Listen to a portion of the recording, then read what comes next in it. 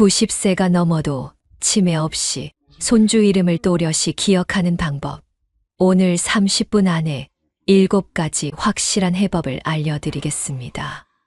이 영상 하나로 여러분의 노년은 완전히 달라질 수 있습니다. 안녕하세요. 건강한 노년을 연구하는 김근희입니다. 저는 20년 넘게 수천 명의 어르신들과 함께하며 깨달았습니다. 치매는 피할 수 있는 질병이라는 사실을요. 혹시 대화 중 단어가 안 떠올라 답답했던 적 있으신가요? 어제 먹은 반찬 이름, 휴대폰 위치조차 기억나지 않았던 경험, 가볍게 넘기면 위험 신호일 수 있습니다. 이런 증상이 반복되면 결국 가족 얼굴조차 알아보지 못하는 치매로 이어질 수 있습니다. 더 무섭게는 나는 쓸모없는 사람인가라는 절망에 빠지는 것이죠. 하지만 희망은 있습니다. 85세 한의사 박도현 원장님은 40년간 노인 건강을 연구하며 수많은 어르신들의 정신을 지켜왔습니다. 전주에서 3대째 치매 연구를 이어온 분이기도 합니다. 그분이 강조하는 7가지 생활 습관은 실제로 수많은 사례에서 효과가 입증되었습니다. 같은 75세라도 차이는 분명합니다.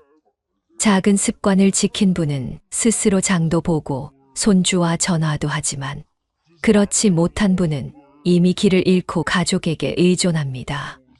결국 결과를 가르는 것은 환경이 아니라 습관입니다. 저 역시 치매 가족력이 있어 두려움이 컸습니다. 아버지가 치매로 고생하시는 모습을 보며 나도 저렇게 되면 어쩌나 잠 못 이루던 시절이 있었습니다. 하지만 생활 습관을 바꾼 뒤 기억력이 오히려 좋아졌습니다. 치매는 하루아침에 오는 게 아니라 수십 년간의 작은 선택이 쌓여 나타나는 병입니다. 실제로 미국 알츠하이머 협회 연구에 따르면 치매의 40%는 예방 가능한 요인 때문이라고 합니다. 10명 중 4명은 습관만 바꿔도 치매를 피할 수 있다는 뜻입니다. 이제 본격적으로 90대에도 치매 없는 맑은 정신을 지키는 7가지 방법을 알려드리겠습니다. 쉬운 것부터 시작해 점점 핵심으로 들어가겠습니다. 끝까지 보시면 반드시 도움이 될 겁니다. 구독과 좋아요, 그리고 댓글로 경험을 나눠주시면 더 많은 분들에게 큰 힘이 됩니다. 그럼 지금부터 첫 번째 방법을 시작하겠습니다. 메모 준비되셨나요? 첫 번째 방법부터 알려드리겠습니다. 가장 쉬우면서도 놀라운 효과가 있는 뇌 자극 습관입니다. 여러분, 매일 아침 신문을 보실 때 그냥 읽고 마시죠? 이제부터는 다르게 해보세요. 기사 제목 3개를 읽은 다음 신문을 접어놓고 그 제목들을 다시 말해보는 겁니다. 처음에는 어려울 수 있어요. 하지만 일주일만 해보세요. 기억력이 확실히 좋아지는 걸 느끼실 겁니다. 저희 어머니가 올해 73세인데 처음에 이 방법을 알려드렸을 때 한심하다며 웃으셨어요. 그런데 한 달 후에 전화가 왔습니다. 장에 가서 장보기 목록을 안 보고도 다 사올 수 있게 됐다고 신기해하시더라고요. 뇌는 정말 근육과 같습니다. 쓰지 않으면 약해지고 자꾸 쓰면 강해집니다. 미국 존스 홉킨스 대학교 연구팀이 65세 이상 어르신 2,000명을 10년간 추적 조사했더니 매일 기억 훈련을 한 그룹이 그렇지 않은 그룹보다 치매 발생률이 무려 48%나 낮았다고 합니다. 거의 절반이나 줄어든 거예요. 구체적인 방법을 더 알려드릴게요. 의자에 앉아서 발끝으로 바닥을 톡톡 치면서 1부터 30까지 세어보세요. 단순해 보이지만 이게 뇌의 여러 부분을 동시에 자극합니다. 숫자 세기는 계산 능력을, 발가락 움직임은 운동신경을, 리듬 맞추기는 협응력을 키워줍니다. TV 드라마를 보실 때도 마찬가지예요. 등장인물 이름을 외워보세요. 김 사장, 박 과장, 이 부장 이런 식으로 말이죠. 처음에는 헷갈리지만 점점 쉬워집니다. 60대, 70대 분들이 가장 좋아하시는 일일 드라마만 제대로 봐도 훌륭한 뇌 운동이 되는 거죠. 두 번째 방법은 규칙적인 운동입니다. 하지만 무작정 운동하라는 게 아닙니다. 치매를 예방하는 특별한 걷기 방법이 있어요. 천천히 산책하는 정도로는 효과가 없습니다. 가볍게 땀이 배일 정도로 30분 이상 걸어야 합니다. 분당 100보 정도의 속도로 말이죠. 제가 직접 실험해 봤습니다. 동네 한 바퀴 도는데 보통 40분 걸렸는데 의식적으로 빨리 걸으니 25분 만에 돌 수 있더라고요. 처음 일주일은 다리가 아팠지만 한 달 후에는 몸이 가벼워지고 머리도 맑아지는 걸 느꼈습니다. 영국 에든버러 대학교에서 평균 나이 73세인 638명을 3년간 관찰했더니 주 3회 이상 빠르게 걷는 사람들의 뇌 크기가 그렇지 않은 사람보다 평균 2%더 컸다고 합니다. 2%가 작게 들리시나요? 이건 뇌 나이로 치면 무려 2년이나 젊어진 것과 같습니다. 운동이 뇌에 좋은 이유는 간단합니다. 뇌에 신선한 피를 보내주기 때문이죠. 우리 뇌는 몸 전체 혈액의 20%를 사용합니다. 심장에서 펌프질해서 뇌로 보내는 피가 많을수록 뇌세포가 건강해집니다.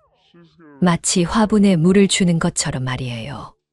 구체적으로 어떻게 걸어야 할까요? 먼저 5분간 천천히 걸어서 몸을 풀어주세요. 그 다음 20분간 숨이 약간 찰 정도로 빠르게 걸으시고 마지막 5분은 다시 천천히 걸으며 마무리하세요. 이렇게 총 30분입니다. 매일 하기 어려우시면 이틀에 한 번씩이라도 꼭 해보세요. 걷기가 어려우신 분들은 제자리에서 팔다리 흔들기만 해도 효과가 있습니다. 의자에 앉아서 팔을 위아래로 20번, 다리를 앞뒤로 20번씩 움직여 보세요. 혈액순환이 좋아지면서 뇌에도 도움이 됩니다. 운동할 때 한 가지 더 팁을 드릴게요. 걸으면서 옛날 추억을 떠올려 보세요. 젊었을 때 좋아했던 가수 이름이나 첫 직장에서 만났던 동료, 이름 같은 것들 말이죠. 몸과 뇌를 동시에 운동시키는 일석이조의 효과를 얻을 수 있습니다. 세 번째 방법이 가장 중요합니다. 바로 뇌를 살리는 식습관인데 이 부분만 제대로 해도 치매 확률을 70%까지 줄일 수 있습니다. 마치 자동차가 좋은 연료를 넣어야 오래 달리듯 두뇌도 좋은 음식 없이는 유지되지 않습니다. 여러분, 혹시 어제 점심에 뭘 드셨는지 기억나세요? 삼겹살에 소주 한 잔, 그리고 밥 한 그릇, 아니면 라면에 김치. 이런 식습관이 반복되면 뇌혈관이 서서히 막히기 시작합니다. 뇌에 기름때가 끼는 거죠. 제 친구 아버님이 75세인데 평생 고기만 드시고 채소는 쳐다보지도 않으셨어요. 그런데 3년 전부터 깜박깜박하기 시작하더니 작년에는 집 앞 슈퍼마켓 위치도 헷갈리셨습니다. 반면 같은 나이인 우리 아버지는 매일 생선과 채소를 드시는데 아직도 신문을 척척 읽으시고 손자 이름까지 완벽하게 기억하세요.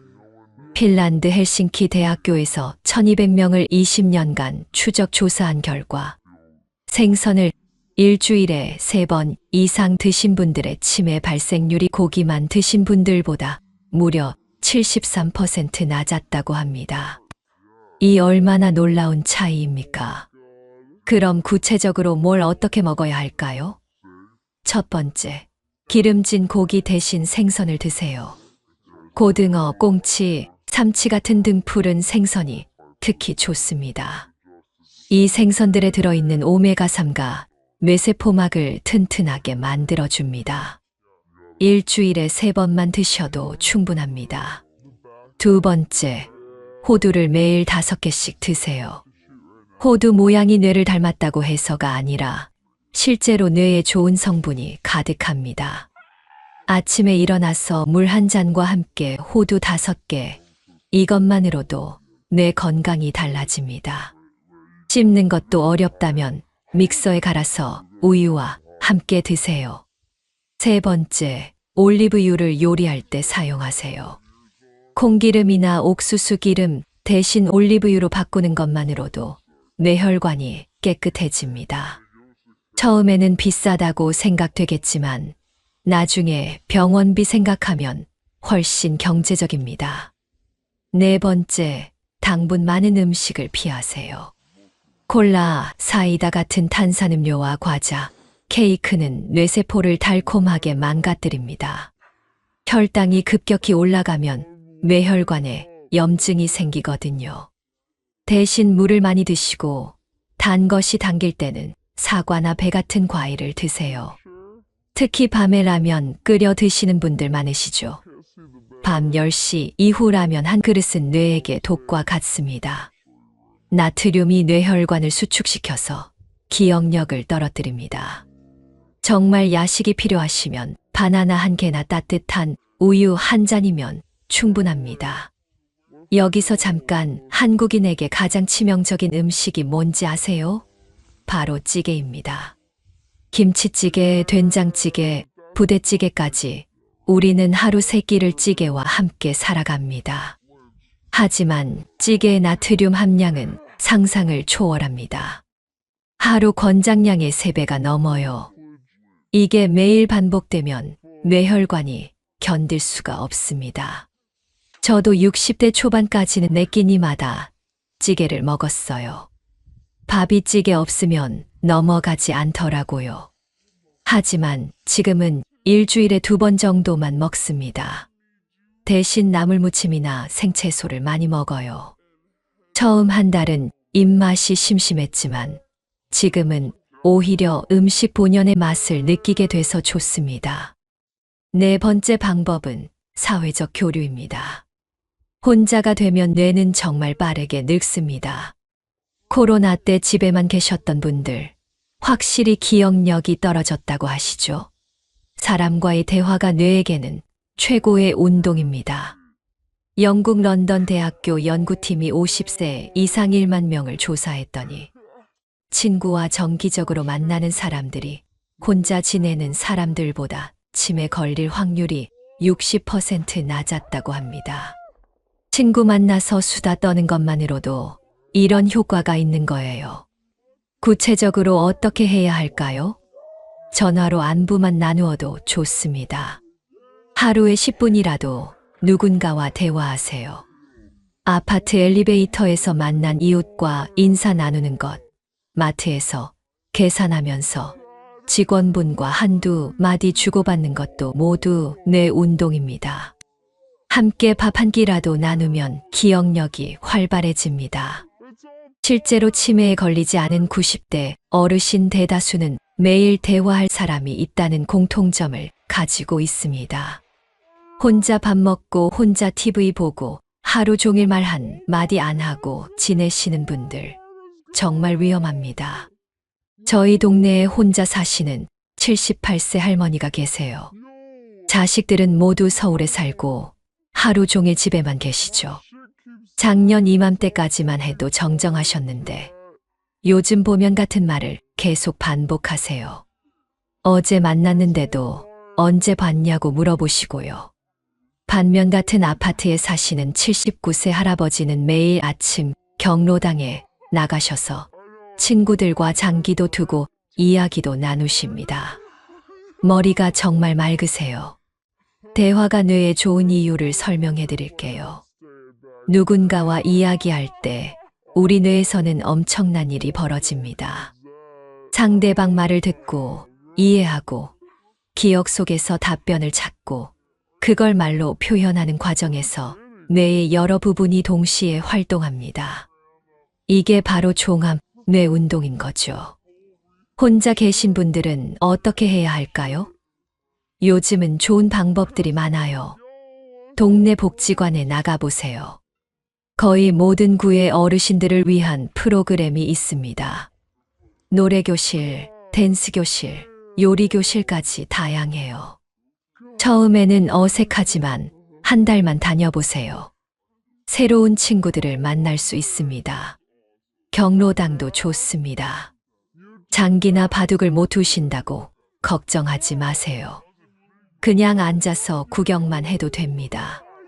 사람들이 두는 걸 보면서 가끔 한두 마디 거들어 보세요. 자연스럽게 대화가 시작됩니다. 저도 아버지 따라 경로당에 가본 적이 있는데 어르신들이 정말 재미있게 이야기하시더라고요. 종교 활동도 도움이 됩니다. 교회든 절이든 성당이든 상관없어요. 매주 같은 사람들을 만나고 인사를 나누는 것만으로도 충분합니다. 신앙이 없으시다면 억지로 할 필요는 없지만 사회적 만남의 장소로는 훌륭합니다. 자식들과의 관계도 중요해요. 멀리 살아서 자주 못 본다고 서운해하지 마시고 전화라도 자주 하세요. 하루 걸러 한 번씩이라도 안부를 물어보세요. 손자, 손녀 이야기, 날씨 이야기라도 좋습니다. 가족과의 대화가 가장 편하고 자연스러워요. 5번째 방법은 긍정적 정서입니다. 화를 참지 못하는 성격은 뇌혈관을 망가뜨려 기억력을 깎아먹습니다. 스트레스 호르몬이 뇌세포를 직접 공격하거든요. 반대로 고맙다라는 말을 자주 하는 습관만으로도 신경세포 연결이 활발해진다고 보고되었습니다. 미국 하버드 의대에서 70세 이상 5,000명을 15년간 관찰했더니 긍정적인 성격의 사람들이 부정적인 사람들보다 치매 걸릴 확률이 무려 52% 낮았다고 합니다. 성격을 바꾸는 게 쉽지는 않지만 작은 습관부터 시작하면 됩니다. 구체적으로 어떻게 해야 할까요? 아침에 일어나자마자 오늘 하루도 건강하게 보낼 수 있어서 고맙습니다라고 혼잣말로라도 해보세요. 처음에는 어색하지만 한 달만 해보시면 정말 마음이 편해집니다. 화가 날 때는 깊게 숨을 3번 쉬어보세요. 화낼 일이 정말 화낼 만한 일인지 한 번 더 생각해보는 거죠. 대부분 사소한 일들이에요. 버스가 늦게 와서 화내봤자 버스가 빨리 오지도 않고 오히려 내 몸만 상합니다. 감사 일기를 써보는 것도 좋습니다. 매일 잠자리에 들기 전에 오늘 감사했던 일 3가지를 적어보세요. 맛있는 밥을 먹었다. 날씨가 좋았다. 이웃과 반갑게 인사했다. 이런 작은 것들이면 충분해요. 웃음도 정말 중요합니다. 웃을 때 나오는 엔돌핀이 뇌를 보호해줍니다. 코미디 프로그램을 보거나 재미있는 유튜브 영상을 보며 하루에 한 번은 크게 웃어보세요. 웃음은 공짜 명약입니다. 저도 예전에는 성격이 급했어요. 조금만 일이 안 풀리면 버럭 화를 냈죠. 그런데 60대 들어서면서 화내봤자 손해라는 걸 깨달았습니다. 지금은 웬만한 일에는 그냥 웃고 넘어가려고 해요. 그랬더니 정말 마음이 편해지고 기억력도 좋아졌습니다. 즐거운 감정을 자주 만들어내는 것이 최고의 예방약입니다. 감정이 뇌에 미치는 영향을 과소평가하시면 안 됩니다. 스트레스가 쌓이면 코르티솔이라는 호르몬이 나와서 뇌세포를 직접 파괴합니다. 반대로 행복한 감정을 느끼면 세로토닌과 도파민이 나와서 뇌를 보호해줍니다. 제 이웃에 70대 부부가 계시는데 남편분은 항상 불평불만이 많으세요. 정치 얘기만 나오면 혈압이 올라가고 TV 뉴스 보면서 욕부터 하십니다. 반면 부인은 항상 밝으시고 긍정적이에요. 같은 집에서 같은 음식을 드시는데도 부인 쪽이 훨씬 건강해 보입니다. 기억력도 남편분보다 월등히 좋으시고요. 화를 다스리는 구체적인 방법을 더 알려드릴게요. 화가 날 때는 10까지 세어보세요. 1, 2, 3 이렇게 천천히 세다 보면 화가 조금씩 가라앉습니다. 그래도 안 되면 그 자리를 벗어나세요. 화장실에라도 가서 찬물로 손을 씻으며 마음을 진정시키는 거죠. 가족들과 다툴 때도 마찬가지입니다.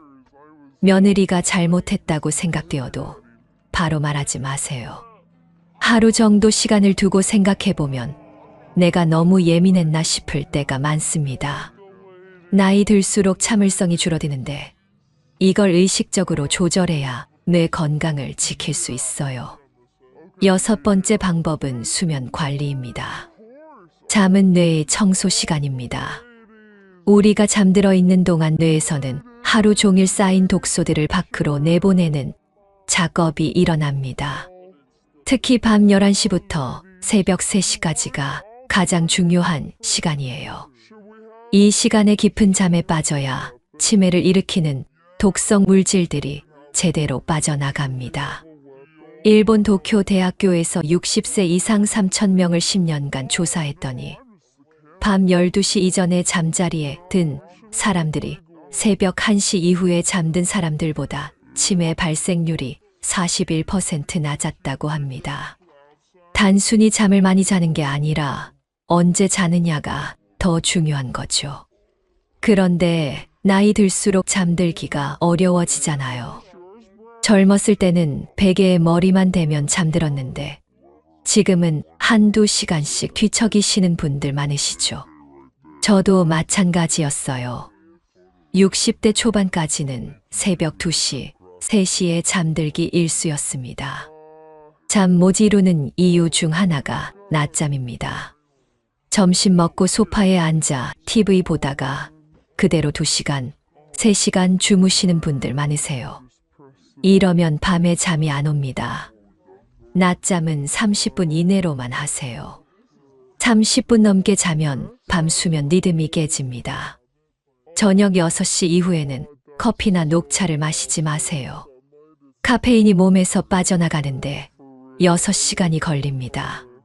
저녁에 마신 커피가 자정까지도 영향을 미치는 거죠. 대신 따뜻한 우유나 캐모마일 차를 드시면 잠들기가 쉬워집니다. 잠자리에 들기 2시간 전부터는 스마트폰을 보지 마세요. 스마트폰에서 나오는 블루라이트가 멜라토닌 분비를 방해해서 잠을 깨웁니다. 대신 책을 읽거나 조용한 음악을 들으며 마음을 편하게 하세요. 침실 온도도 중요해요. 너무 덥거나 추우면 깊은 잠에 빠지기 어렵습니다. 18도에서 22도 사이가 가장 적당합니다.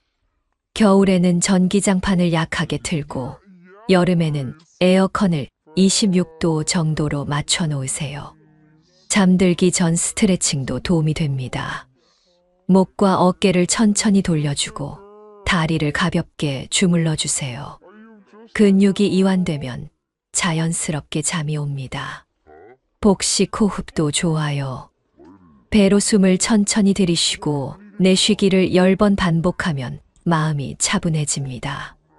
7번째이자 마지막 방법은 지속적 학습입니다. 마지막이라고 해서 중요하지 않은 게 아니에요. 오히려 이게 가장 강력한 치매 예방법일 수도 있습니다. 배움은 뇌세포를 계속 새로 싹 트게 만들어 나이를 이기는 가장 강력한 무기가 됩니다. 스마트폰 사용법을 배우는 것, 외국어 단어 하나를 외우는 것, 새로운 노래 한 곡을 외우는 것 모두 뇌를 새로 깎아 다듬는 작업입니다. 나이가 들어서 배우면 뭐 하냐고 생각하시는 분들 많은데 그게 바로 치매로 가는 지름길입니다. 독일 막스 플랑크 연구소에서 놀라운 실험을 했습니다. 70세 이상 어르신 500명을 두 그룹으로 나눠서 한 그룹은 아무것도 새로 배우지 않게 하고 다른 그룹은 매일 30분씩 새로운 것을 배우게 했어요. 6개월 후 뇌 촬영을 해봤더니 새로운 것을 배운 그룹의 뇌에서 새로운 신경세포들이 무수히 생겨나 있었다고 합니다. 75세에도 뇌세포가 새로 태어날 수 있다는 증거죠. 그럼 구체적으로 뭘 배워야 할까요? 거창할 필요 없어요. 스마트폰으로 사진 찍는 법부터 시작해보세요. 손자한테 물어보거나 유튜브 영상 보면서 하나씩 따라해보는 거예요. 처음에는 답답하고 어렵겠지만 한 달만 해보시면 분명 할 수 있습니다. 제 어머니가 74세에 처음으로 카카오톡을 배우셨어요. 처음에는 글자 하나 치는데도 10분씩 걸렸어요. 그런데 지금은 손자들과 매일 메시지 주고받으시고 사진까지 보내십니다. 그 과정에서 기억력이 정말 많이 좋아지셨어요. 전화번호도 전보다 잘 외우시고요. 요리도 훌륭한 뇌 운동입니다. 평생 해온 요리 말고 새로운 요리에 도전해보세요. 유튜브에 나오는 간단한 요리부터 시작하는 거죠.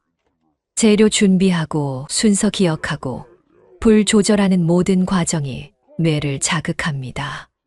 실패해도 괜찮아요. 그 실패 경험조차 뇌에게는 새로운 학습입니다. 외국어도 좋습니다. 영어 단어 하루에 하나씩만 외워보세요. 애플은 사과, 워터는 물, 이런 기초적인 것부터 시작하면 됩니다. 완벽하게 하려고 부담 갖지 마시고 그냥 재미로 해보는 거예요. 뇌는 새로운 언어를 배울 때 가장 활발하게 움직입니다. 퍼즐이나 십자말풀이도 좋아요. 신문에 나오는 십자말풀이를 매일 하나씩 풀어보세요. 모르는 단어가 나와도 상관없어요. 사전 찾아가면서 풀다 보면 어휘력도 늘고 기억력도 좋아집니다. 요즘은 스마트폰 앱으로도 할 수 있으니까 더 편해요. 노래 배우기는 어떨까요? 새로운 노래 가사를 외우는 것만으로도 엄청난 뇌 운동이 됩니다. 트로트든 팝송이든 상관없어요. 좋아하는 가수의 새 노래를 하나 정해서 완전히 외워보세요. 멜로디와 가사를 동시에 기억하는 과정에서 뇌의 여러 부분이 활성화됩니다. 서예나 그림 그리기도 훌륭합니다. 붓을 잡고 한 글자 한 글자 정성스럽게 쓰는 것, 연필로 간단한 그림을 그려보는 것도 모두 뇌를 젊게 만듭니다. 잘 그리고 못 그리고는 중요하지 않아요. 새로운 시도를 한다는 것 자체가 의미가 있습니다. 독서도 빼놓을 수 없죠. 하지만 평소에 보던 신문이나 잡지 말고 조금 다른 장르에 도전해보세요. 추리소설을 좋아하셨다면 역사책을 즐겨 읽으셨다면 에세이를 읽어보는 거예요. 새로운 분야의 책을 읽으면 뇌가 평소와 다른 방식으로 작동하게 됩니다. 저도 65세에 처음으로 컴퓨터를 배웠어요. 주변에서는 나이에 뭔 컴퓨터냐고 했지만 배우고 나니까 세상이 달라 보이더라고요. 검색해서 궁금한 것들을 찾아보고 온라인으로 물건도 주문하고 정말 신세계였어요. 그 과정에서 기억력이 확실히 좋아졌습니다. 제가 직접 이 7가지 방법을 실천해 왔습니다. 매일 저녁 20분 걷기와 견과류 섭취, 그리고 매주 모임 참석을 하다 보니 이제는 이름이 헷갈리던 사람도 단번에 기억이 납니다. 10년 전 만났던 사람 이름까지 떠올라요. 정말 신기할 정도입니다. 저희 이웃 78세 할머니도 처음에는 걷기조차 힘들어 하셨어요. 무릎이 아프다고 하시면서 집에만 계셨죠. 그런데 제가 이 방법들을 알려드렸더니 3달 만에 완전히 달라지셨어요. 지금은 장 보러 가서 계산을 척척 확인하실 정도로 기억력이 좋아지셨습니다. 이게 단순한 이론이 아니라 생활에서 입증된 결실입니다. 또 다른 예로 우리 교회에 다니시는 80세 할아버지가 계세요. 2년 전까지만 해도 예배 시간에 깜빡깜빡 하셨어요. 같은 질문을 계속 반복하시고 방금 한 말도 잊어버리셨죠. 그런데 스마트폰 배우기를 시작하시면서 달라지셨어요. 카톡으로 안부 인사도 하시고 유튜브로 찬송가도 들으세요. 지금은 젊은 사람들보다 스마트폰을 더 잘 다루실 정도예요. 중요한 건 완벽하게 하려고 하지 말고 꾸준히 하는 거예요. 하루 이틀 못했다고 포기하지 마시고 다시 시작하면 됩니다. 뇌는 생각보다 관대해서 조금씩이라도 자극을 주면 반응합니다. 사실 제가 이렇게 확신을 갖고 말씀드릴 수 있는 이유가 있어요. 5년 전 저도 깜빡깜빡하기 시작했거든요. 열쇠를 어디 뒀는지 못 찾겠고, 약속 시간을 헷갈리고, 심지어 가까운 지인 이름도 입에서 맴돌기만 하고 나오지 않더라고요.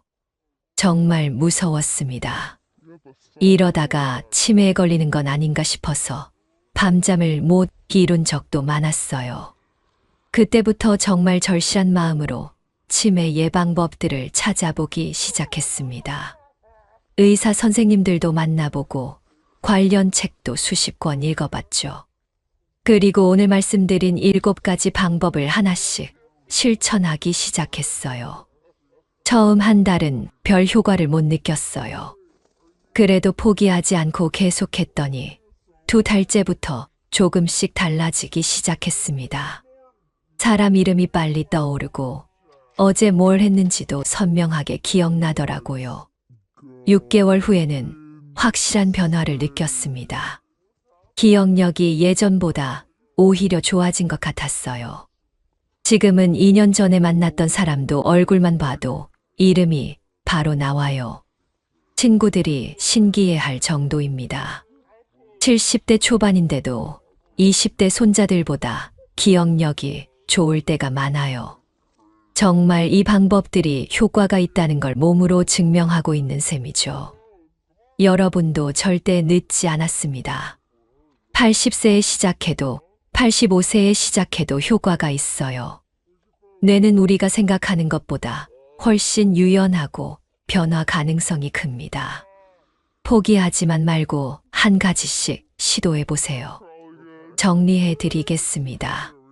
90대에도 치매가 오지 않는 7가지 비밀을 다시 한번 말씀드릴게요. 첫째, 매일 뇌에 작은 자극을 주세요. 신문 제목 외우기, 발끝으로 숫자 세기처럼 간단한 것부터 시작하세요. 둘째, 가볍게 땀날 정도로 30분 이상 걸으세요. 뇌에 신선한 피를 보내는 가장 확실한 방법입니다. 셋째, 뇌를 살리는 음식을 드세요. 생선과 견과류는 늘리고 기름진 고기와 단 음식은 줄이세요. 특히 밤늦은 라면은 뇌의 적입니다. 넷째, 사람들과 자주 만나서 대화하세요. 혼자 있는 시간이 길수록 뇌가 빨리 늙습니다. 다섯째, 화내지 말고 감사하는 마음을 가지세요. 스트레스는 뇌세포를 죽이지만 긍정적인 감정은 뇌를 보호해 줍니다. 여섯째, 밤 11시 이전에 잠자리에 들고 깊게 주무세요. 잠들어 있는 동안 뇌가 스스로 청소를 합니다. 일곱째, 죽을 때까지 새로운 것을 배우세요. 나이 들어서 뭘 배우나 싶겠지만 이게 가장 강력한 치매 예방법입니다. 스마트폰 하나만 제대로 배워도 뇌가 확실히 젊어집니다. 이 중에서 어느 것부터 시작하실 건가요? 전부 다 한꺼번에 하려고 하지 마시고 가장 쉬운 것 하나부터 시작해 보세요. 저는 걷기부터 시작했어요. 그 다음에 견과류 먹기, 그 다음에 새로운 것 배우기 순서로 했죠. 하나씩 습관이 될 때까지 기다린 다음에 다음 단계로 넘어갔습니다.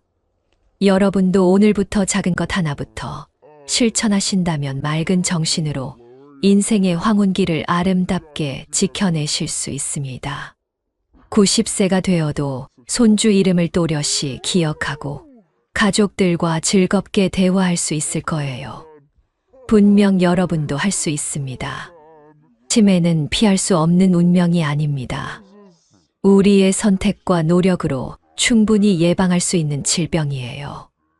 오늘 이 영상을 끝까지 보신 여러분은 이미 첫 번째 단계를 완료하신 겁니다. 이제 실천만 남았어요. 마지막으로 부탁드리고 싶은 게 있습니다. 이 영상이 도움이 되셨다면 꼭 주변 분들과 공유해 주세요. 여러분의 가족, 친구, 이웃들도 이 소중한 정보를 알 권리가 있어요. 함께 건강한 노년을 준비해 나갔으면 좋겠습니다. 궁금한 점이나 본인의 경험이 있으시면 댓글로 꼭 남겨주세요. 다른 분들에게도 큰 도움이 될 거예요. 구독과 좋아요도 잊지 말아주시고요. 여러분의 응원이 더 좋은 건강 정보를 만드는 원동력이 됩니다. 건강한 하루 보내세요. 그리고 기억하세요. 90세에도 맑은 정신으로 살 수 있다는 희망을 포기하지 마시기 바랍니다. 감사합니다. 안녕하세요. 저는 경북 구미에 살고 있는 82세 박성태입니다. 40년간 초등학교에서 아이들을 가르치다 은퇴한 교사입니다. 70대에 들어서며 이 5가지만 버리면 앞으로의 20년이 훨씬 가볍고 행복해집니다. 실제로 제 옆집 김상덕 어르신이 바로 그렇게 달라졌거든요. 혹시 이런 적 있으신가요? 자식은 바쁘다 하고 친구들은 하나둘 연락이 끊기고 집안은 정리되지 않아 점점 답답해지고요. 마음속으론 나이 들어 뭐하나라는 허무함이 쌓여가는 겁니다. 저도 그랬어요. 퇴직하고 나서 정말 막막했습니다. 40년간 아침마다 학교에 가던 습관이 사라지니까 뭘 해야 할지 모르겠더라고요. 집에서 텔레비전만 보고 있으니 아내가 귀찮아하고 자식들은 전화도 잘 안 받고요. 그런데 더 큰 문제는 이런 상황을 그냥 두면 안 된다는 거예요. 이걸 방치하면 결국 건강은 빨리 무너집니다. 작은 병이 큰 병으로 가족과의 대화는 잔소리로만 남게 되거든요. 어느 순간 거실에서 텔레비전만 켜놓고 하루를 보내는 혼자 남은 노년이 될 수 있어요. 실제로 제가 아는 분이 그랬어요. 우리 동네에 사시는 최 어르신이라고 하시는데 74세이신데요. 이분이 집안 가득한 짐, 자존심, 불평을 버리지 못하셨어요. 매일 집에서 옛날 이야기만 하시고 자식들이 뭘 해도 잔소리만 하시고요. 결국 자녀분들도 피하게 되고 건강은 악화되어서 지금은 병원 신세만 지고 계세요. 반면에 제 친구 이 어르신은 완전히 달랐어요. 과감히 버렸거든요. 집안도 가볍게 만들고 말도 부드럽게 바꾸니까 지금은 손주들이 주말마다 놀러와요. 집이 늘 웃음으로 가득해요. 정말 같은 나이인데 이렇게 다를 수가 있나 싶더라고요. 사실 저도 예전에는 교사 시절 버릇을 못 버려서 문제였어요. 퇴직하고 나서도 늘 잔소리와 고집으로 가족을 힘들게 했거든요. 뭐든지 제가 맞다고 생각했고 남들 말은 잘 안 들었어요. 특히 아내한테 이것저것 지적하는 일이 많았죠. 그러다가 어느 날 아내가 저한테 이런 말을 했어요. 당신 옆에 있으면 더 힘들다고요. 그 말을 듣는 순간 정말 가슴이 내려앉더라고요. 50년을 함께 산 아내가 저 때문에 힘들어한다니 이게 말이 되나 싶었어요. 그때 깨달았습니다. 문제는 나이 때문이 아니라 버리지 못한 습관 때문이었다는 걸요. 젊을 때는 먹고 살기 바빠서 몰랐는데 시간이 생기고 나니까 그동안 쌓여온 나쁜 습관들이 다 드러나는 거예요. 그래서 저는 진짜 심각하게 생각해 봤어요. 이대로는 안 되겠다 싶어서 주변 어르신들을 유심히 관찰해 봤죠. 행복하게 사시는 분들과 그렇지 못한 분들의 차이가 뭘까 하고요. 그러다가 발견한 게 있어요. 행복하게 사시는 어르신들은 공통적으로 5가지를 버리셨더라고요. 반대로 힘들게 사시는 분들은 이 5가지를 꽉 붙잡고 계셨고요. 그래서 저도 이 5가지를 하나씩 버려보기 시작했어요. 쉽지는 않았지만 조금씩 버리니까 정말 인생이 달라지더라고요. 아내와의 관계도 좋아지고 자식들도 자주 연락하고 건강도 좋아졌어요. 지금부터 그 5가지가 무엇인지 그리고 어떻게 버릴 수 있는지 자세히 말씀드릴게요. 정말 중요한 이야기니까 끝까지 들어보세요. 여러분의 남은 인생이 완전히 달라질 거예요. 첫 번째로 버려야 할 것은 불필요한 짐과 집착입니다. 여러분 집에 가보세요. 언제 쓸지도 모르는 물건들이 얼마나 많은지 보세요. 저도 그랬어요. 방 하나가 온통 안 쓰는 물건으로 가득 찼더라고요. 제가 아는 김 할머니 얘기를 해드릴게요. 이분이 80세인데 집이 정말 난장판이었어요. 30년 전 옷, 고장난 라디오, 누렇게 된 신문까지 다 모아두셨거든요. 그러다가 어느 날 넘어져서 다치셨어요. 물건에 걸려서 말이에요. 그래서 자식들이 와서 집 정리를 했는데 그때 재미있는 일이 일어났어요. 방 안을 정리하다가 평생 꺼내지 않던 앨범을 발견했거든요. 거기에 어릴 때 손주 사진이 들어 있었는데 그걸 보면서 할머니가 펑펑 우셨대요. 이런 소중한 게 있는 줄도 몰랐다면서요. 지금은 집이 깔끔해져서 손주들이 자주 놀러 와요. 전에는 집이 어수선해서 아이들이 오기 싫어했는데 이제는 할머니 집이 제일 좋다고 해요. 집 정리 하나만으로 이렇게 달라질 수 있어요. 저도 마찬가지였어요. 교사 시절 자료들을 다 모아뒀거든요. 수업 자료, 학급 사진, 상장들까지요. 언젠가 쓸 일이 있을 거라고 생각했는데 10년이 지나도 한 번도 안 봤어요. 그냥 먼지만 쌓여가더라고요. 용기를 내서 다 버렸어요. 정말 필요한 것만 남기고요. 그랬더니 집이 훨씬 넓어 보이고 청소하기도 쉬워졌어요. 무엇보다 마음이 가벼워지더라고요. 물건에 얽매이지 않으니까 자유로워진 느낌이에요. 두 번째로 버려야 할 것은 고집과 자존심이에요. 나이 들수록 고집이 세진다고 하잖아요. 저도 그랬어요. 40년간 선생님 노릇하면서 항상 제가 맞다고 생각하는 버릇이 생겼거든요. 우리 옆집 아가 어르신 얘기를 해드릴게요. 이분이 정말 고집이 세셨어요.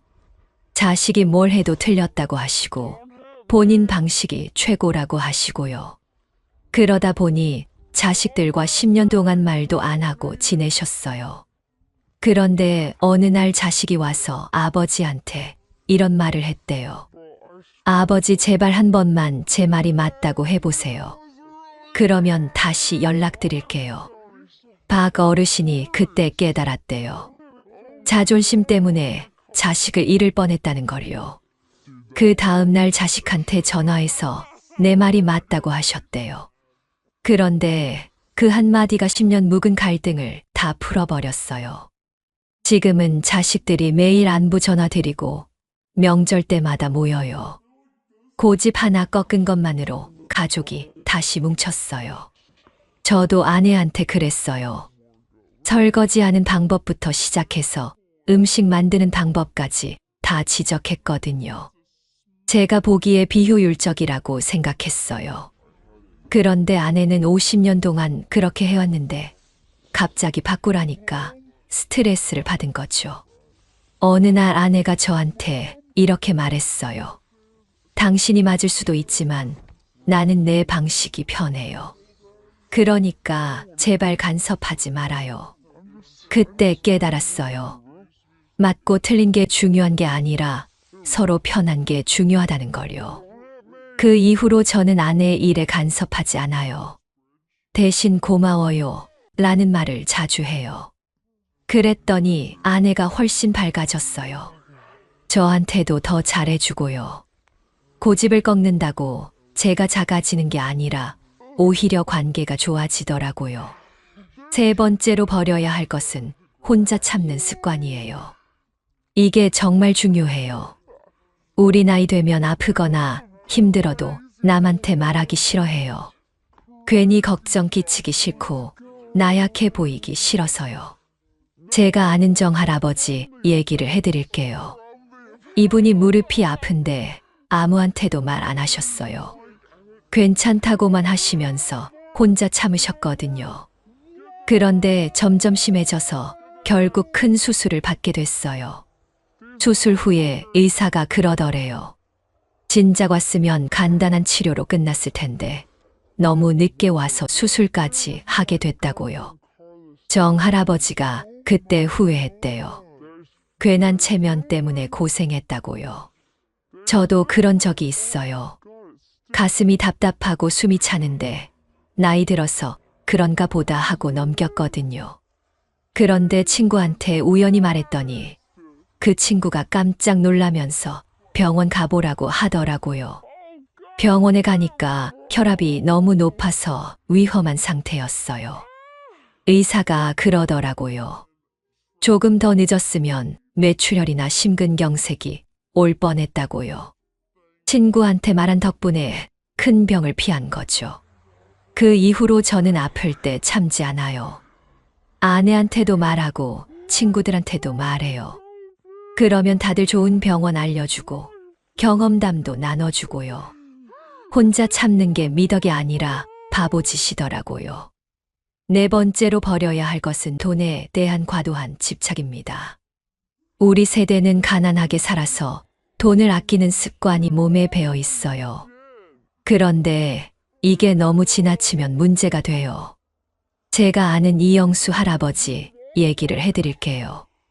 이분이 평생 모은 돈이 꽤 있으셨어요. 그런데 쓰는 건 정말 아끼셨거든요. 전기료 아낀다고 여름에도 에어컨 안 틀고 겨울에도 난방비 아낀다고 춥게 지내시고요. 음식도 상한 걸 억지로 드시고 옷도 30년 전 것만 입으시고요. 자식들이 맛있는 거 사드리려고 해도 돈 아깝다고 거절하시고요. 그러다가 87세에 돌아가셨는데 통장에 돈이 몇 척이 들어있더래요. 장례식 때 큰아들이 펑펑 울면서 그러더라고요. 아버지가 그렇게 아껴서 모은 돈을 한 번도 제대로 써보지도 못하고 가셨다고요. 자식들 앞에서 맛있는 것도 한 번 드시고 좋은 데도 한 번 가보시고 그랬으면 좋았을 텐데요. 반대로 김철민 할아버지는 달랐어요. 이분도 돈이 있으셨는데 적당히 쓰면서 사세요. 손주들한테 용돈도 주시고 아내랑 맛있는 것도 드시고 여행도 다니시고요. 물론 헤프게 쓰시는 건 아니에요. 계획을 세워서 적당히 쓰시는 거죠. 김철민 할아버지가 저한테 이런 말씀을 하셨어요. 돈은 쓰라고 있는 거라고요. 물론 자식들 몫은 남겨둬야 하지만 내가 살면서 행복하게 쓸 몫은 써야 한다고요. 그래야 돈을 모은 보람이 있다고 하시더라고요. 저도 예전에는 정말 아꼈어요. 전기료 한 원이라도 아끼려고 형광등 하나씩만 켜고 살았거든요. 그런데 아내가 너무 어둡다고 하더라고요. 눈도 나빠지고 우울해진다고요. 그래서 생각해 봤어요. 전기료 몇만 원 아끼려고 아내가 고생하는 게 맞나 하고요. 그 이후로는 적당히 쓰기로 했어요. 아끼되 너무 과하게 아끼지는 않기로요. 지금은 손주들 생일 때마다 용돈도 주고 가끔 아내랑 외식도 해요. 그렇다고 돈을 마구 쓰는 건 아니에요. 계획을 세워서 이 정도는 써도 되겠다 싶으면 쓰는 거죠. 그랬더니 가족들이 훨씬 좋아해요. 다섯 번째로 버려야 할 것은 부정적인 말과 불평입니다. 나이 들면 자꾸 불평이 늘어나요. 몸도 아프고 세상도 마음에 안 들고요. 그런데 이런 말을 자꾸 하면 주변 사람들이 피해요. 우리 동네 박순자 할머니가 그러셨어요. 만나기만 하면 불평이었어요. 다리 아프다, 머리 아프다, 세상이 말이 안 된다. 요즘 젊은 사람들은 예의가 없다. 이런 말만 하시니까 사람들이 할머니를 피하게 됐어요. 길에서 만나도 인사만 대충 하고 지나가고 할머니 집에 찾아오는 사람도 없고요. 할머니가 외로워하시는데 본인이 그렇게 만든 거예요. 부정적인 말만 하니까 사람들이 같이 있기 힘들어한 거죠. 반대로 최명희 할머니는 항상 긍정적이세요. 똑같이 80세이신데 만나면 항상 밝으세요. 오늘도 살아서 다행이다. 날씨가 좋다, 손주가 예쁘다. 이런 말씀만 하세요. 그러니까 사람들이 최명희 할머니를 찾아가요. 같이 있으면 기분이 좋아지거든요. 할머니 집은 늘 사람들로 북적북적해요. 할머니도 외롭지 않으시고 항상 행복해 보이세요. 똑같은 상황인데 말 한마디에 따라서 이렇게 달라져요. 저도 예전에는 불평이 많았어요. 요즘 세상이 어떻고, 물가가 어떻고, 젊은 사람들이 어떻고, 이런 말을 자주 했거든요. 그런데 아내가 저한테 그러더라고요. 당신과 있으면 기분이 안 좋아진다고요. 맨날 부정적인 말만 하니까 듣기 싫다고요. 그때 깨달았어요. 제가 분위기를 망치고 있다는 걸요. 그 이후로 의식적으로 긍정적인 말을 하려고 노력해요. 힘들어도 괜찮다고 하고, 날씨가 나빠도 비가 와서 시원하다고 하고요. 처음에는 억지스러웠는데 계속 하니까 자연스러워지더라고요. 신기한 건 말을 바꾸니까 생각도 바뀌었어요.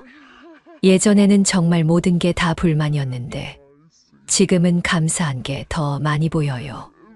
건강하게 살고 있는 것, 가족이 있는 것, 집이 있는 것. 이런 게 다 감사한 거더라고요. 그리고 주변 사람들도 달라졌어요. 제가 긍정적으로 말하니까 사람들이 저를 더 편하게 생각해요. 이웃들도 자주 와서 차 마시고 가고 친구들도 연락 많이 하고요. 여러분, 지금까지 5가지를 말씀드렸는데요. 이걸 실천하면 정말 인생이 달라져요. 저만 그런 게 아니라 제 주변 분들도 다 그러세요. 실제로 해보신 분들의 이야기를 더 들려드릴게요. 우리 동네 이정훈 할아버지는 75세인데요. 처음에는 정말 고집이 세셨어요.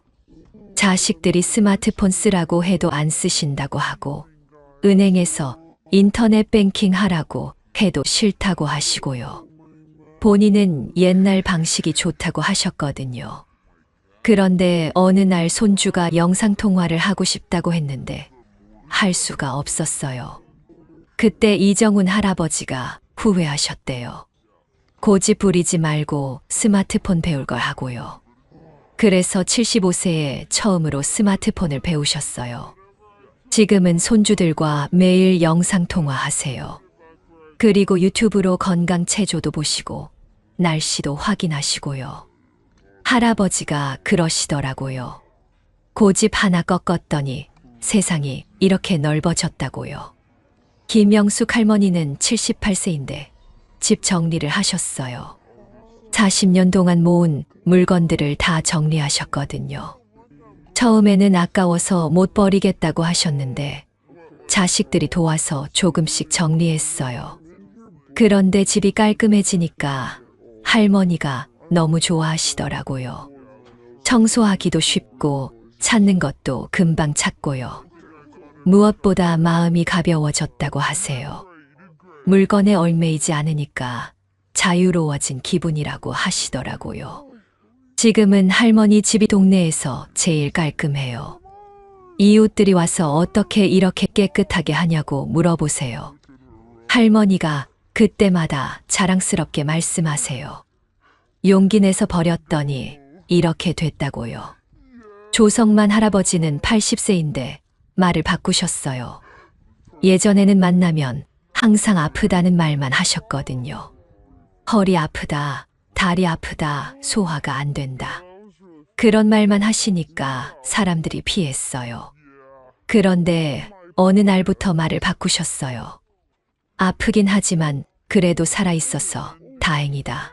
오늘도 걸을 수 있어서 감사하다.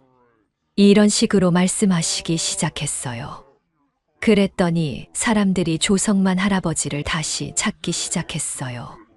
지금은 매일 친구들과 만나서 이야기하세요. 같이 산책도 하고 화투도 치고요. 할아버지가 그러시더라고요. 말 하나 바꿨는데 친구들이 다시 생겼다고요. 정말 신기하지 않아요? 작은 변화 하나가 이렇게 큰 차이를 만들어내는 거예요. 저도 처음에는 믿기지 않았어요. 이런 게 정말 효과가 있을까 싶었거든요. 그런데 직접 해보니까 정말 달라지더라고요. 서울대학교에서 연구한 결과도 있어요. 부정적인 습관을 줄인 노인분들의 삶의 만족도가 2배 이상 높아졌다고 해요. 건강도 좋아지고 가족 관계도 좋아진다고 하더라고요. 여러분도 지금 시작하면 돼요. 한 번에 다 바꾸려고 하지 마시고요. 하나씩 천천히 바꿔보세요. 먼저 집에 있는 물건 중에서 안 쓰는 거 하나씩 버려보세요. 작은 것부터 시작하면 돼요. 고집도 마찬가지예요. 자식이나 아내가 뭔가 제안할 때 무조건 안 된다고 하지 마시고요. 한 번 들어보세요. 틀릴 수도 있다고 생각해 보시고요. 그렇게 조금씩 마음을 열어보세요. 아플 때도 혼자 참지 마시고요. 가족이든 친구든 누구든 말해보세요. 창피한 일이 아니에요. 사람은 늙으면 아픈 게 당연해요. 그걸 숨길 필요가 없어요. 오히려 말하면 도움을 받을 수 있어요. 돈도 적당히 쓰세요. 물론 헤프게 쓰라는 게 아니에요. 계획을 세우고 필요한 건 쓰세요. 손주들 용돈도 주고 가족과 맛있는 것도 드시고요. 그래야 돈 모은 보람이 있어요. 말도 바꿔보세요. 불평하고 싶을 때 한 번 더 생각해 보시고요. 긍정적인 말을 찾아서 해보세요. 처음에는 어색할 수 있어요. 하지만 계속 하다 보면 자연스러워져요. 저는 이 5가지를 실천한 지 3년이 됐어요. 정말 인생이 완전히 달라졌어요. 가족들과의 관계도 좋아지고, 친구들도 많아지고, 건강도 좋아졌어요. 무엇보다 마음이 편해졌어요. 여러분도 할 수 있어요. 나이는 상관없어요. 70대든 80대든 언제든 시작할 수 있어요. 오늘부터 하나씩 바꿔보세요. 분명히 달라질 거예요. 그런데 여러분, 이 5가지를 버리는 게 쉽지만은 않아요. 저도 처음에는 정말 힘들었거든요. 평생 가지고 살던 습관을 바꾸는 게 어디 쉬운 일이겠어요. 하지만 포기하지 않고 계속 노력하면 반드시 바뀝니다. 허정자 할머니는 82세인데요. 이분이 정말 대단한 분이에요. 남편이 돌아가시고 혼자 살면서 우울증이 왔었거든요. 매일 집에서 혼자 있으면서 슬픈 생각만 하고 아무것도 하기 싫어하셨어요. 자식들이 걱정해서 병원에도 모시고 가고 약도 드시게 하고 했는데 별로 나아지지 않았어요. 그러다가 할머니가 결심을 하셨어요. 이렇게 살면 안 되겠다고 생각하신 거죠. 먼저 집에 있던 남편 물건들을 정리하기 시작하셨어요. 처음에는 너무 아까워서 못 버리겠다고 하셨는데 조금씩 정리하셨어요. 그리고 매일 아침 산책을 나가기 시작하셨고요. 처음에는 5분도 힘들어 하셨는데 점점 늘려서 지금은 30분씩 걸으세요. 그리고 동네 사람들과 인사도 하고 이야기도 나누세요. 예전에는 사람 만나는 게 싫었는데 지금은 오히려 사람들을 찾아다니세요. 할머니가 그러시더라고요. 남편이 돌아가셨을 때는 정말 세상이 끝난 줄 알았는데 지금은 혼자서도 행복하다고요. 물론 남편이 그립긴 하지만 그 그리움 때문에 남은 인생을 포기할 수는 없다고 하시더라고요. 송기철 할아버지는 76세인데 정말 변화가 극적이셨어요. 이분이 원래 술을 많이 드셨거든요. 매일 저녁마다 소주 한 병씩 드시고 술 먹고 가족들한테 소리 지르고 그러셨어요. 자식들이 금주하라고 아무리 말해도 안 들으셨어요. 스트레스 받는다고 술이라도 안 마시면 못 살겠다고 하시면서요. 그러다가 어느 날 쓰러지셨어요. 간에 문제가 생긴 거였어요. 병원에서 의사가 그러더래요. 지금 당장 술을 끊지 않으면 1년도 못 산다고요. 그때서야 송기철 할아버지가 정신을 차리셨어요. 죽고 싶지 않으니까 술을 끊기로 하신 거죠. 처음에는 정말 힘드셨어요. 손도 떨리고 잠도 안 오고요. 하지만 가족들이 도와줘서 견뎌내셨어요. 지금은 완전히 금주하신 지 2년이 됐는데 건강도 많이 좋아지고 가족들과의 관계도 완전히 달라졌어요. 할아버지가 그러시더라고요. 술 끊으니까 머리도 맑아지고 몸도 가벼워졌다고요. 무엇보다 가족들이 자신을 다시 존경해 준다는 게 제일 좋다고 하시더라고요. 여러분, 변화에는 시간이 걸려요. 하루 이틀에 바뀌는 게 아니에요. 저도 이 5가지를 다 바꾸는데 1년이 걸렸어요.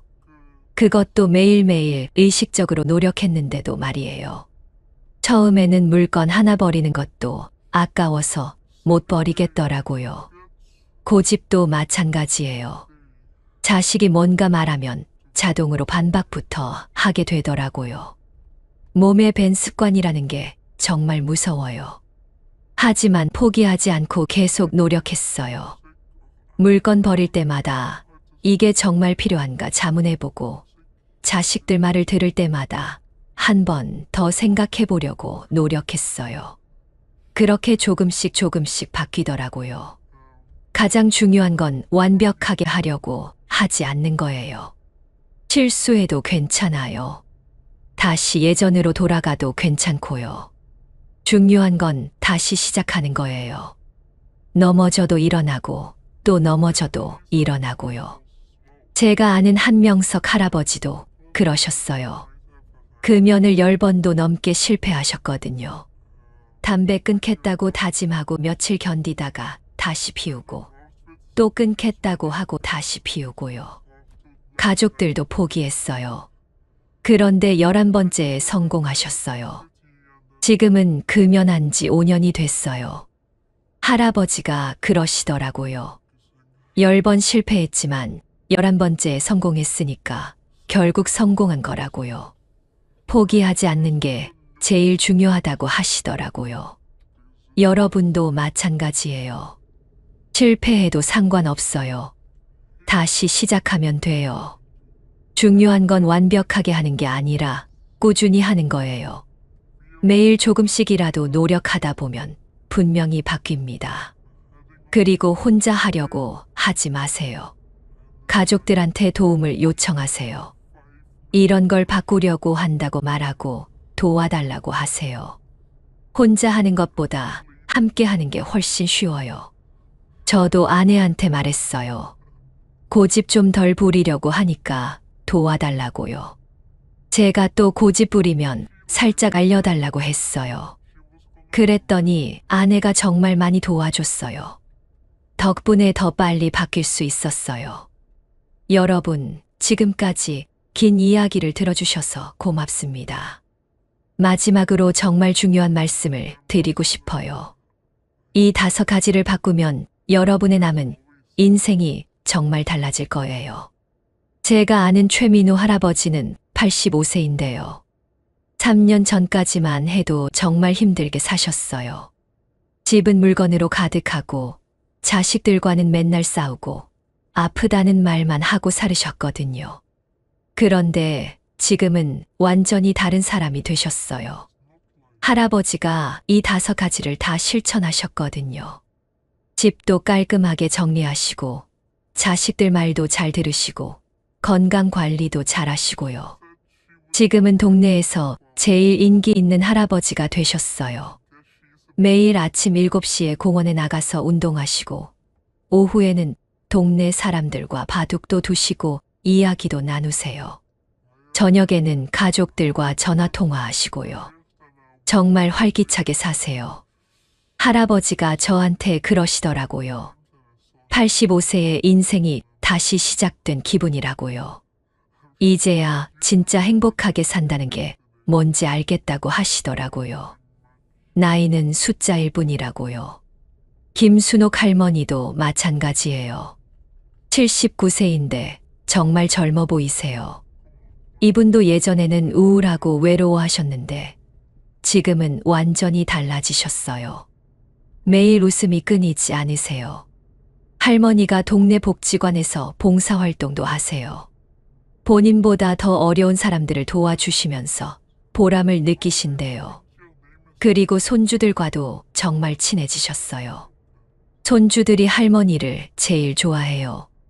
할머니가 그러시더라고요.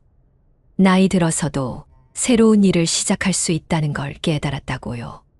봉사활동을 하면서 자신도 아직 누군가에게 도움이 될 수 있는 사람이라는 걸 알게 됐다고 하시더라고요.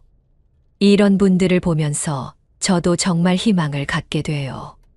나이가 들어도 얼마든지 행복하게 살 수 있다는 걸 깨달았거든요. 중요한 건 마음가짐이에요. 나이 때문에 포기하지 않는 것이 중요해요. 여러분도 지금 시작하면 돼요. 내일부터 바로 시작하세요. 먼저 집에서 안 쓰는 물건 하나를 찾아서 버려보세요. 그게 첫 번째 단계예요. 작은 것부터 시작하면 돼요. 그리고 가족이나 친구와 대화할 때 한 번 더 생각해 보세요. 내가 지금 하려는 말이 상대방을 기분 좋게 할 말인지 아니면 기분 나쁘게 할 말인지요. 그렇게 조금씩 바꿔나가세요. 아플 때는 참지 마시고 말하세요. 창피한 일이 아니에요. 나이 들면 아픈 게 당연해요. 오히려 빨리 말해서 빨리 치료받는 게 현명한 거예요. 건강이 제일 중요하니까요. 돈도 적당히 쓰세요. 물론 막 쓰라는 게 아니에요. 하지만 너무 아끼기만 하지 마시고 필요한 곳에는 쓰세요. 가족들과 좋은 추억 만드는 데 쓰세요. 그게 진짜 가치 있는 투자예요. 그리고 말을 바꿔보세요. 불평 대신 감사를 표현해 보세요. 오늘 하루도 무사히 보낸 것, 가족이 건강한 것, 집이 있는 것. 이런 당연한 것들에 감사해 보세요. 그러면 마음이 훨씬 편해져요. 저는 이 5가지를 실천하면서 정말 많은 것이 바뀌었어요. 무엇보다 가족들과의 관계가 좋아진 게 제일 기뻐요. 예전에는 자식들이 저를 피했는데 지금은 자주 연락하고 자주 만나요. 아내와의 관계도 완전히 달라졌어요. 50년을 함께 살았지만 지금이 제일 좋아요. 서로 이해하고 배려하니까 매일이 행복해요. 이런 행복이 있다는 걸 이제야 알았어요. 친구들도 많아졌어요. 예전에는 혼자 있는 시간이 많았는데 지금은 할 일이 너무 많아요. 친구들과 만나고 운동하고 책도 읽고요. 시간이 부족할 정도예요. 건강도 좋아졌어요. 스트레스가 줄어드니까 몸도 좋아지더라고요. 혈압도 안정되고 소화도 잘 되고요. 의사가 그러더라고요. 마음이 편해지니까 몸도 따라서 좋아진다고요. 여러분, 나이는 정말 숫자일 뿐이에요. 70세든 80세든 90세든 언제든 새로 시작할 수 있어요. 중요한 건 포기하지 않는 마음이에요. 조금씩이라도 계속 노력하면 분명히 바뀔 거예요. 지금 이 순간이 여러분 인생의 새로운 시작점이 될 수 있어요.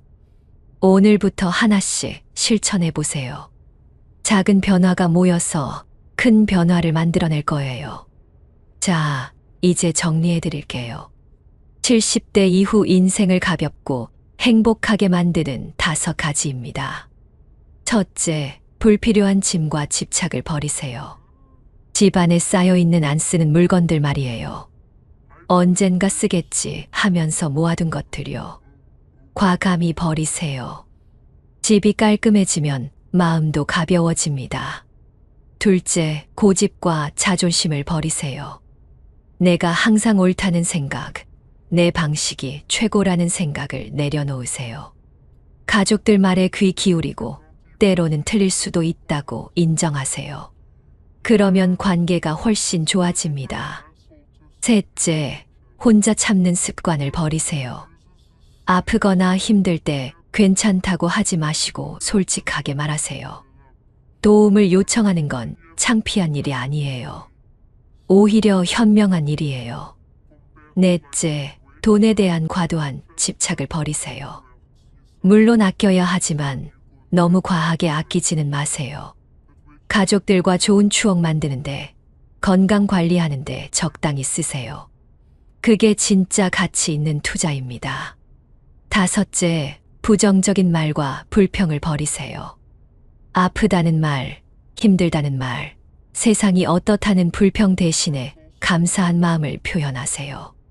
말이 바뀌면 마음도 바뀌고 주변 사람들도 달라집니다. 여러분, 이 5가지만 실천해도 여러분의 남은 인생은 완전히 달라질 거예요. 저는 82세에 이걸 깨달았지만 여러분은 지금 깨달으신 거예요. 정말 다행이에요. 나이는 늦지 않았습니다. 70세든 80세든 90세든 상관없어요. 오늘부터 시작하면 돼요. 내일 아침에 일어나서 집에 있는 안 쓰는 물건 하나를 골라서 버려보세요. 그게 첫 번째 단계예요. 그리고 가족과 대화할 때 한 번 더 생각해 보세요. 내가 하려는 말이 상대방을 기분 좋게 할 말인지 말이에요. 작은 것부터 바꿔나가시면 됩니다. 저는 이 방법으로 인생의 마지막 20년을 정말 행복하게 보내고 있어요. 가족들과의 관계도 좋고, 친구들도 많고, 건강도 좋아요. 매일매일이 감사하고 행복해요. 여러분도 분명히 그렇게 될 수 있어요. 포기하지 마시고 조금씩 실천해 보세요. 실패해도 괜찮아요. 다시 시작하면 되니까요. 중요한 건 꾸준히 노력하는 거예요. 혼자 하기 어려우면 가족들한테 도움을 요청하세요. 친구들한테도 말해보시고요. 함께 하면 더 쉬워져요. 서로 격려하고 응원하면서 함께 바뀌어 나가세요. 마지막으로 한 가지 더 말씀드리고 싶어요. 여러분의 변화는 여러분만을 위한 게 아니에요. 가족들을 위한 것이기도 하고 주변 사람들을 위한 것이기도 해요. 여러분이 행복해지면 주변 사람들도 행복해져요. 손주들에게도 좋은 할아버지, 할머니가 될 수 있어요. 아이들은 밝고 긍정적인 어른을 좋아해요. 여러분이 변하면 손주들도 할머니, 할아버지를 더 좋아하게 될 거예요. 자식들도 마찬가지예요. 부모님이 행복하게 사시는 모습을 보면 자식들도 마음이 편해져요. 걱정하지 않아도 되니까요. 그러면 가족 모두가 행복해지는 거예요. 여러분, 인생은 정말 소중해요. 하루하루가 다 귀한 시간이에요. 그 귀한 시간을 불평하고 화내면서 보내지 마시고 감사하고 행복하게 보내세요. 그래야 진짜 인생을 사는 거예요. 오늘 이 영상이 여러분께 작은 도움이 되었으면 좋겠어요. 혹시 도움이 되셨다면 구독과 좋아요 버튼 눌러주시고요. 댓글로 여러분의 이야기도 들려주세요. 어떤 것부터 바꿔보실 건지, 어떤 경험이 있으셨는지 말이에요. 저도 댓글 하나하나 다 읽어볼게요. 그리고 답변도 드릴게요. 우리 함께 행복한 노후를 만들어가요. 서로 격려하고 응원하면서 말이에요. 여러분의 남은 인생이 정말 행복하고 건강하기를 진심으로 바랍니다. 오늘부터 새로운 시작이에요. 화이팅 하세요. 고맙습니다.